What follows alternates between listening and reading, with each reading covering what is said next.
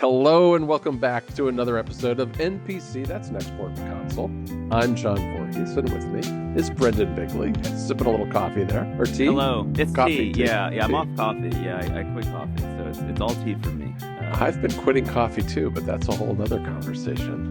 We also have, from Rome, Italy, the man who will never, ever quit coffee, Mr. Federico.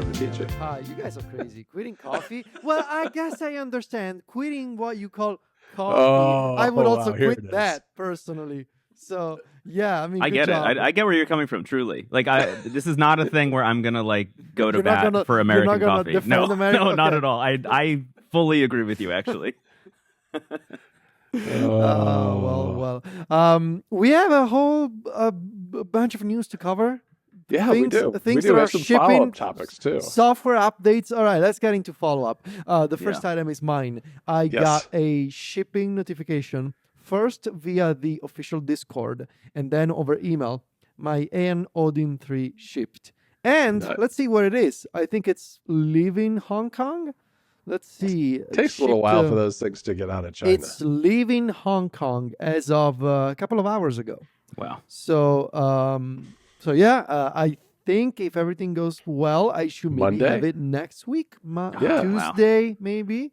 Nice. Because I bet it's going through Germany and then to Rome, Italy. Right. So I should have it Tuesday or Wednesday if I were to bet. And I'm so excited to hear how that thing is. Me too.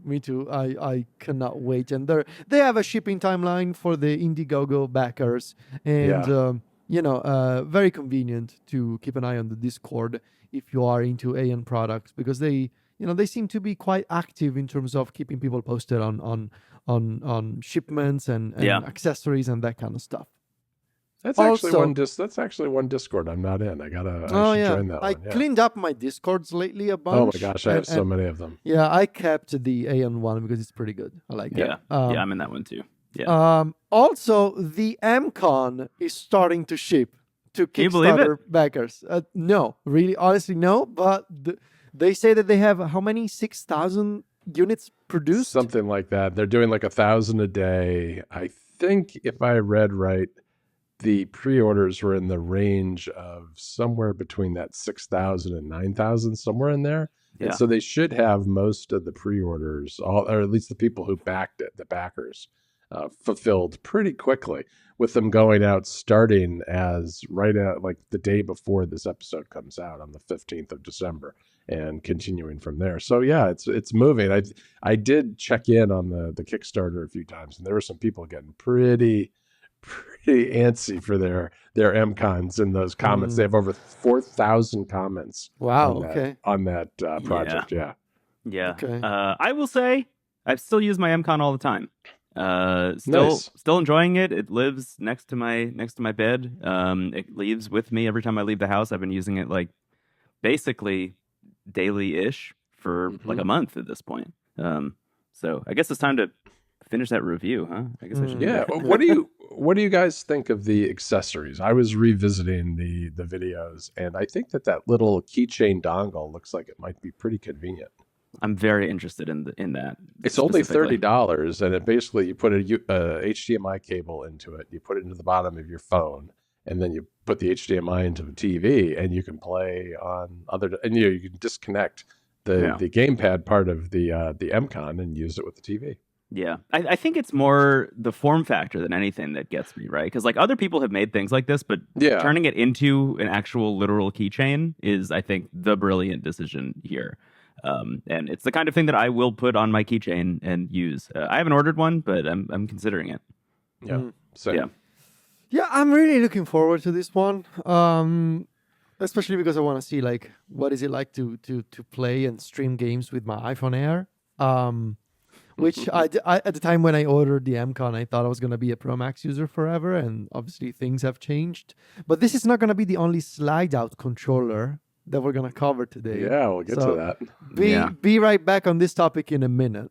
Before we talk about that, there's also a software update for the Anbernic RGDS, which launched with many issues. Brendon, what have they done in the meantime? So what's going on here? Yeah, so the RGDS has been like out and in people's hands for about a week at this point, maybe 2 weeks, not that long. And most of the reviews or impressions videos, depending on who you're watching, were negative, is how I'll put it. And mainly because it was a device that, as we mentioned many times on the show leading up to launch, it's a device that was pitched as it's a great device for Nintendo DS games and also for some 3DS games. And as it turns out, it was kind of great for neither because there were like software level issues that were preventing things from running at full speed. And there were also desync issues between the top and bottom screen. The top screen would reset itself to 40 hertz for some reason as you started to play games. Like the longer you were playing a game, eventually it would just start to desync. And Anbernic, to their credit, shipped a software update that fixed a lot of this stuff. And where it lands is fixing that 40 hertz refresh rate bug, which is nice. So now things will be in sync. And also just improves performance a little bit on Nintendo DS stuff specifically. What that means is you're definitely not going to be buying this for 3DS. Like I would not pick up an RGDS if you are interested in playing 3DS games at all. There are some that will work, and that's kind of like a little miracle, I think. Yeah. But if you're interested in playing, for about $100, if you're interested in playing the Nintendo DS library, you could do worse. You could do worse than the RGDS. It from a hardware perspective, everybody seems to really love it, and from a software perspective, it seems like they've kind of, glossied it up. So it's getting there. Is how I'll put it. Right. Now, I think if it had come out in this shape, the reviews would have been much better because the form factor, the hardware itself, I think no one really has any major complaints with. It was just people love it.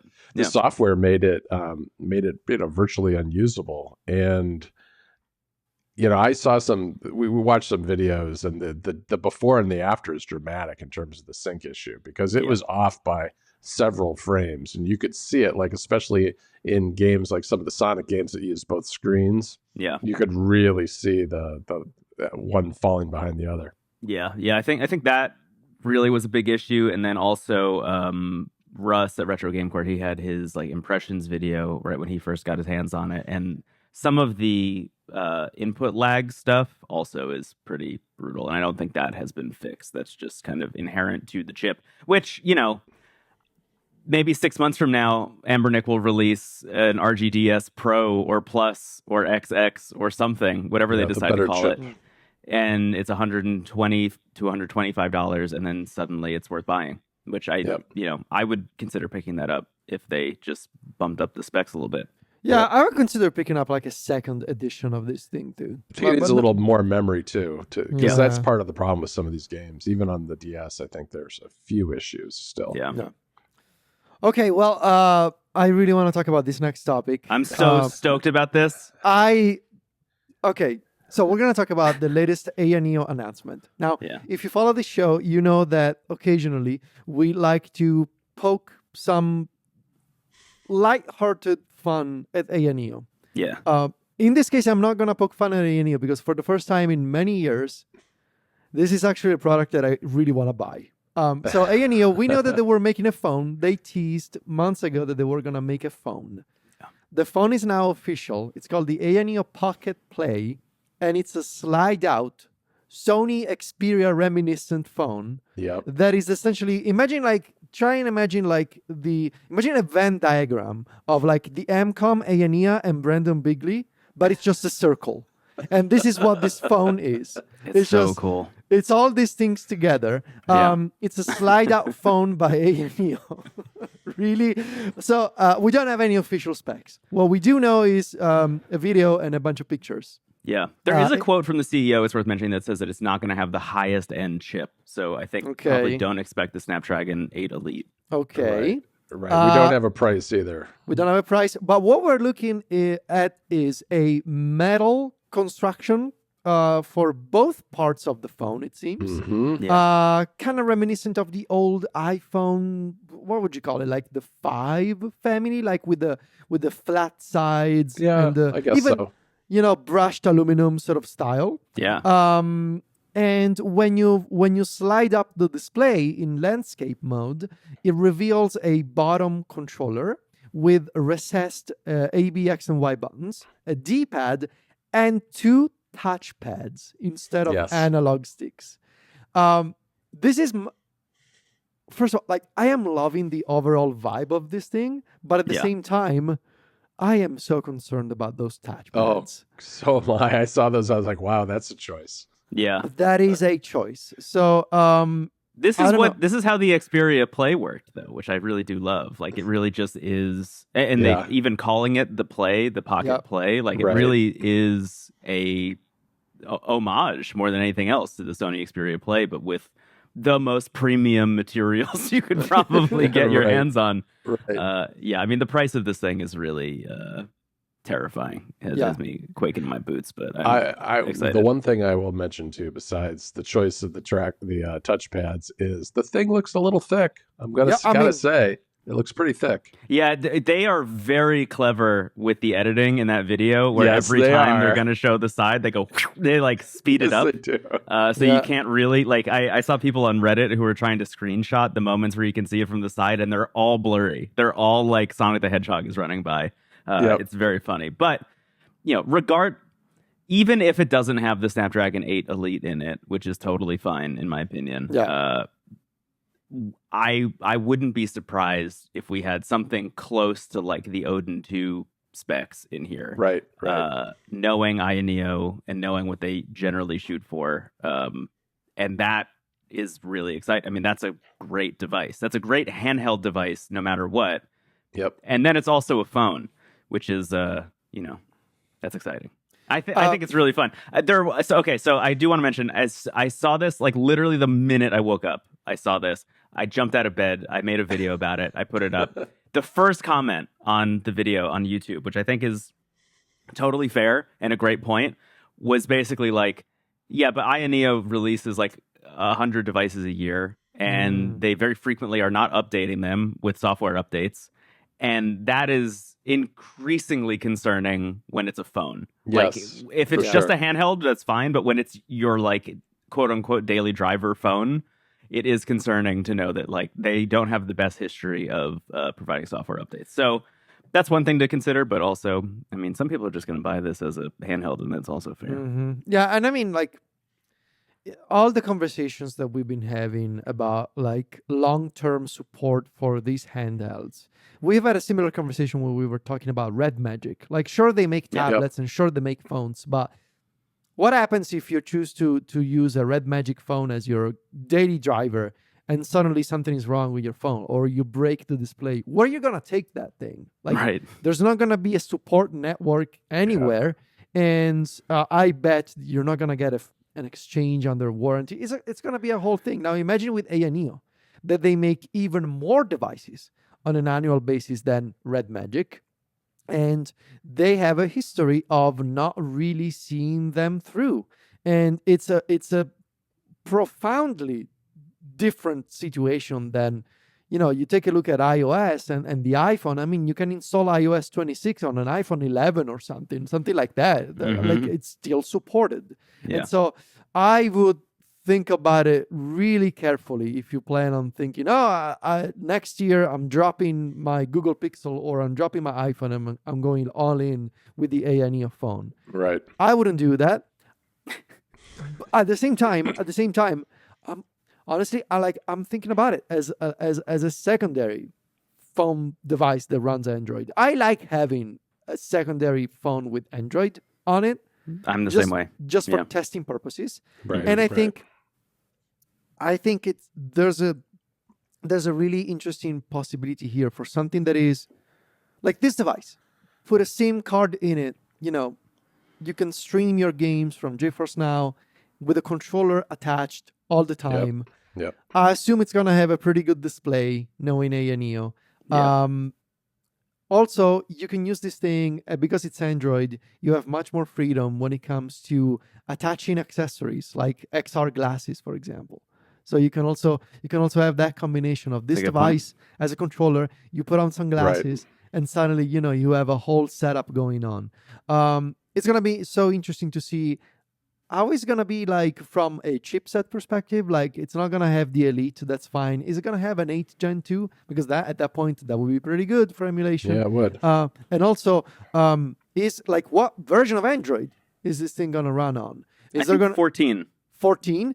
Yeah. Is AYANEO going to do something similar to Red Magic, where, for example, the Red Magic phones, they kind of borrowed the whole idea of Samsung DeX from Samsung, so that when you dock them, you have a quasi-desktop environment. Is AYANEO going to do anything similar to that? I don't know. There are so many questions that I have about AYANEO making a phone. At the same time, I look at the hardware and it looks incredible to me. It does look good. And I think that, though, that the issue you mentioned, Federico, about this being a phone is really a concern for most people, because most people aren't going to buy this as a dedicated handheld device. In fact, it's being sold as a phone. It's supposed to be your 2-in-1. And unless AYANEO really steps up with things like service and support and updates and things, that does seem a little bit difficult for most people to swallow, I think. Yeah. Federico, silver or black? Silver, obviously. Black. I'd go black. Yeah, I think silver for me too, if I was going to do it.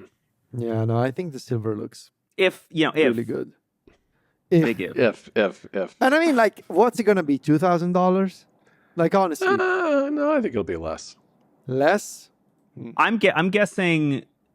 I'm gonna say 1,500.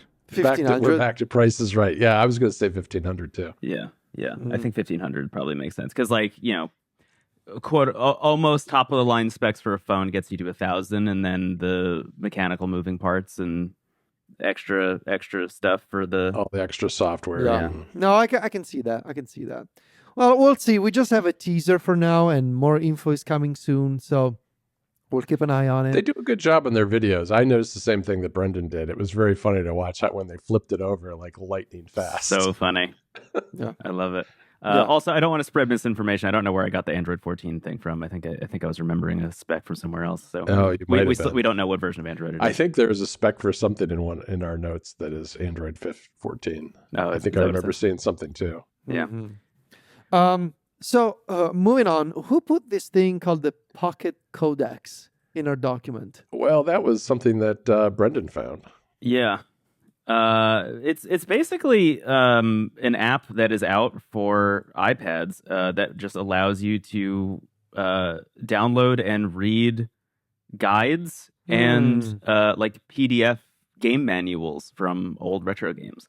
Yeah, it works. It works with plain text, PDFs, and HTML, and it works on the iPhone too. And this would be, when I saw this, I thought, wow, this would be amazing for the Thor, but it's iOS only. iOS only right now, and I completely agree. Right now, I think the best way of doing this on the Thor is using Emulation Station and then just like opening whatever guide it is on the bottom screen, because very cool. Emulation Station will just give you that stuff when you scrape all your files, but I would love a separate app for that. I think that'd be very nice. Kind of open up the walled garden, as it were.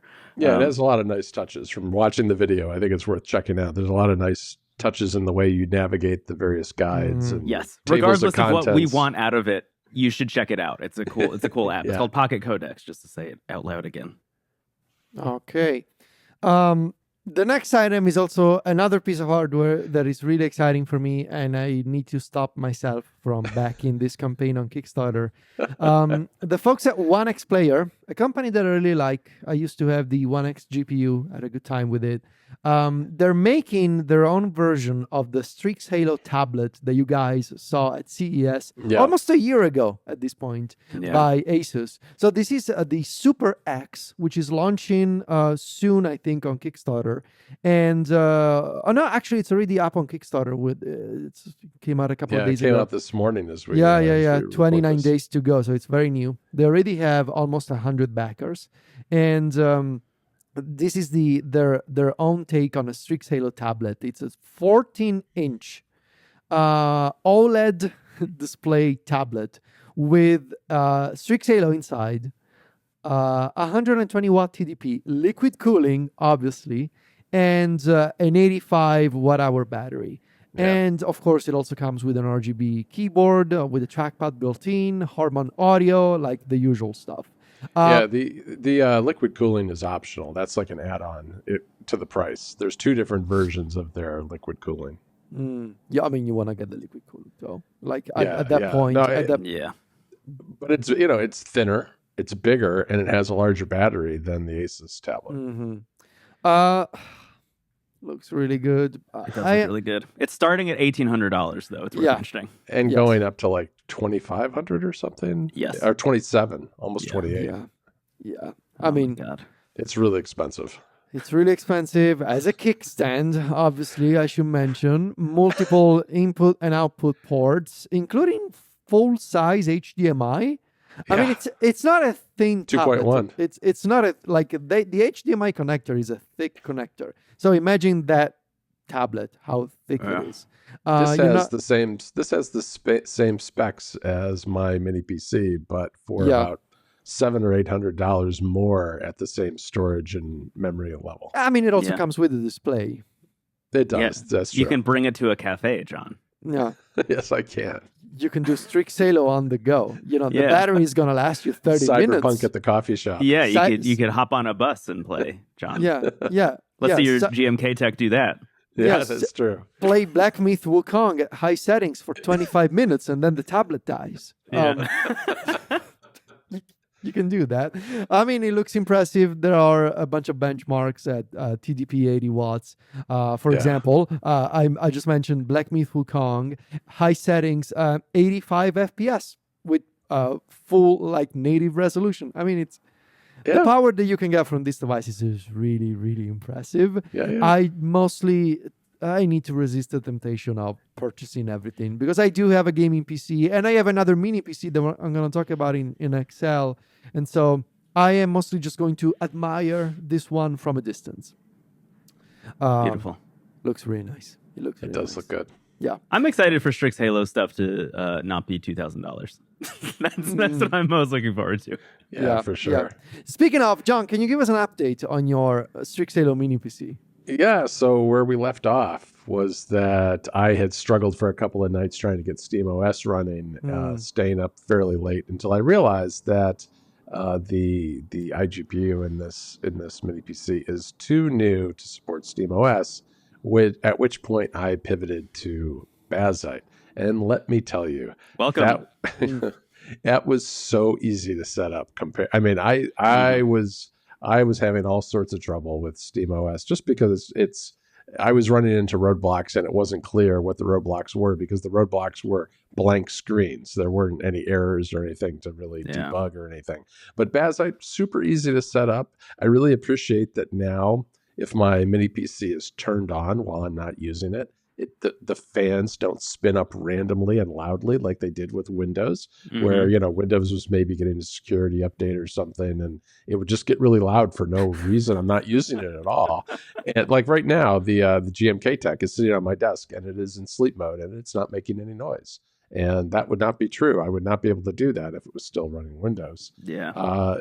So the setup was incredibly easy on the Asus OLED screen. It looks amazing. I got my Switch 2 down here, connected that up as well. So I've got a full setup that's working fantastic for me, which I really appreciate. And then there's like all these little touches that I really like about being able to use Steam on this machine. For instance, now I can just go to the Steam app on my iPhone and I can buy a game and I can say, download it to my mini PC. Yes. Unbelievable. I mean, it's the smallest thing, but you don't have to sit there and wait for 5 minutes. Even though I've got fast internet connected to this, to this PC, it takes a while to download those games. Now I don't have to worry about that. I could be sitting in the living room like, oh, I want to buy this game. Boom, done. The amount of times, John, that I'm like out with people who are like, hey, have you played this game? Have you checked this game out? And I'm like, I'm gonna. And then just like while I'm eating a cheeseburger somewhere in Midtown Manhattan, I'm like, all right, bye. Download to my PC. Happens all the time. It's great. Yeah. It really is. It really is. And Steam Link. Look, I mean, Steam Link is a pretty no frills streaming on the local network app, and I've used it both on the Thor and on my Apple TV because Apple TV has Steam Link too. Have you tried Moonlight yet? Not with Bazzite. I had tried it with Windows, but I'm gonna do that next. It's really, really, really easy to set up in Bazzite. Yeah, I'll send. There's one like 4-word terminal prompt that you have to throw in, and it just sets it all up for you. That'd be great. It's really. I'll send it to you after this. Yeah, that'd be great. Yeah, I'm looking forward to it. I mean, it is a little better than Steam Link, is what I'll say. I was using Steam Link a lot, and I was having decent luck with it, but Moonlight and Sunshine are just like significantly better, I think. Yeah. Okay. Good to know. Good to know. Yeah. So that's the update. It's mostly this week been setting up again. Although I did play a little Unbeatable last night, which is a new game that just came out a couple of days ago. Yeah. Cool game. Beautiful game. Yeah. Enjoying it. The art artwork. style. Yeah, and the music's great too. So I've been playing that a little bit and some other things. Nice. Well, and I'm going to talk about my experience with the B-Link SCR9 and how I ended up setting up the thing in NPC XL for our Patreon members. Plus, we're also going to talk about iPods, or wannabe iPods, I guess, because our friend Mr. Brendon Bigley here, yes, that is an iPod. I got an iPod. We're going to talk about iPods? We're going to talk about iPods. Wow. All that for just $5 a month if you back us on Patreon, and we will love you forever. Indeed. And also give you content every week. So it's quite a combo. John, please take us home. All right, everybody. Thanks for joining us again. You can find Mr. Brendon Bigley over at wavelengths.online. Federico and I, we're over at macstories.net, and all three of us are on social media. Just search for our names and you will find us. That's it for this week, everybody. Talk to you later, guys. Bye. Bye.